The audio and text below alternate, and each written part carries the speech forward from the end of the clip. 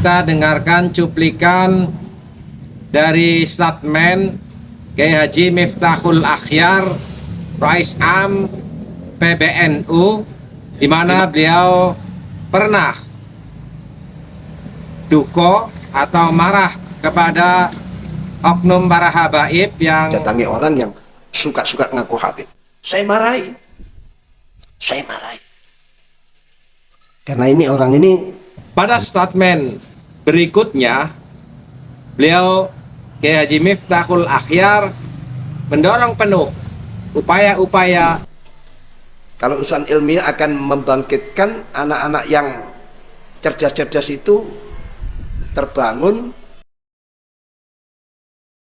Assalamualaikum warahmatullahi wabarakatuh. Saudara-saudaraku sebangsa dan setanah air, mari kita dengarkan cuplikan dari statement Kiai Haji Miftahul Akhyar, Rais Am PBNU, di mana beliau pernah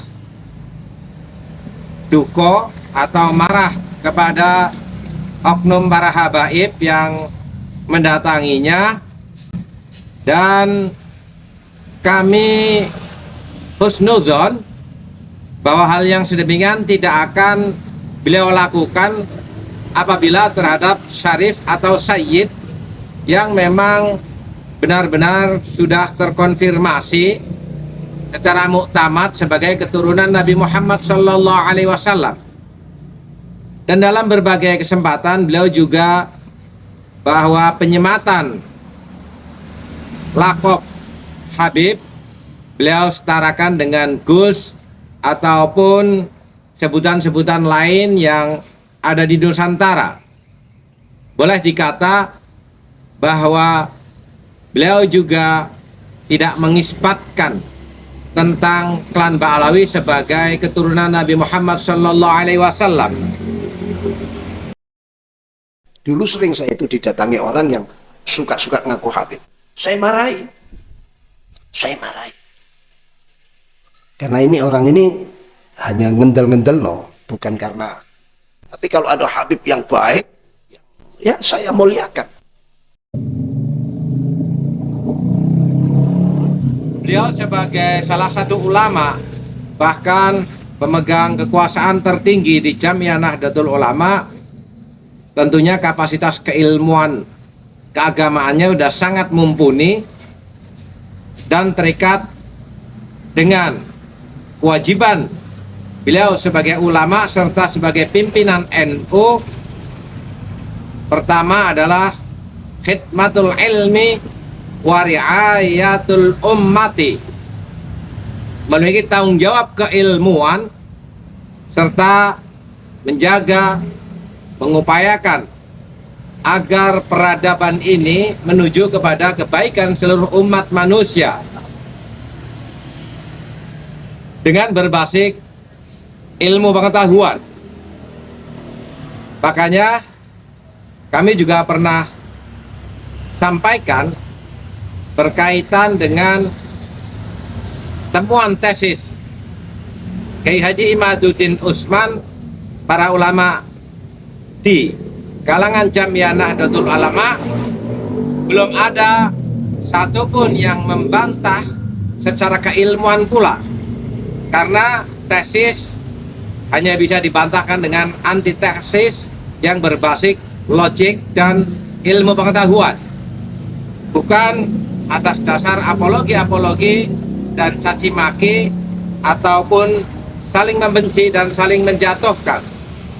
Itulah sikap kita sebagai manusia yang memiliki akal pikiran yang sehat, menanggapi persoalan ini juga dengan rasionalitas yang beretika, bukan dengan sekedar pendapat orang per orang.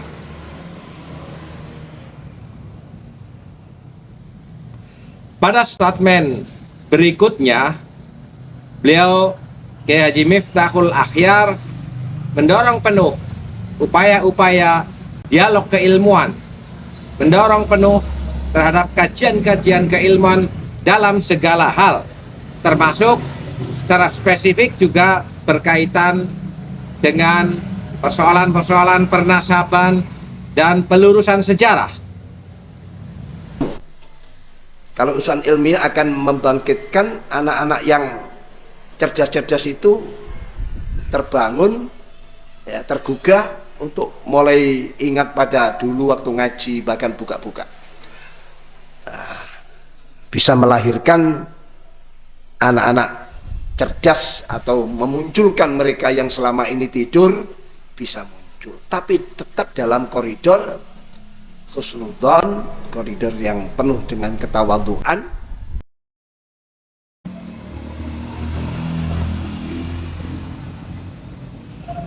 Ketawadhuan seorang ilmuwan adalah keteguhannya di dalam konsisten berbasis keilmuan, bukan atas dasar motivasi saling menjatuhkan. Itulah sikap para ulama di Jamiah Nahdlatul Ulama yang selama ini dipegang teguhi dan dipraktekkan di dalam menjaga kemaslahatan umat manusia. Sekali lagi, bahwa kehusnudzonan itu harus berbasis keilmuan, bukan berbasis sekedar mujadalah atau debat kusir.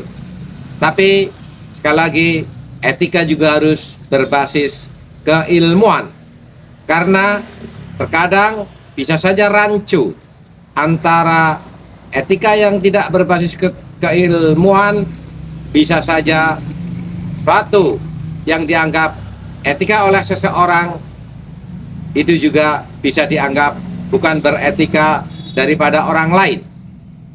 Budaya yang berkembang di kalangan masyarakat tentunya berlatar belakang kehidupan sosial, kehidupan geografis, kehidupan politik yang kontekstual. Maka semua itu sekali lagi harus berbasis kajian keilmuan. Keilmuan itulah yang akan mempersatukan kita untuk saling menghormati, saling memahami di dalam perbedaan-perbedaan yang ada, untuk kita hidup beretika. Selamat datang memasuki abad kedua. Jamiah Nahdlatul Ulama merawat zakat dan membangun peradaban umat manusia. Bersiaplah. Walafu minkum. Wassalamualaikum warahmatullahi wabarakatuh.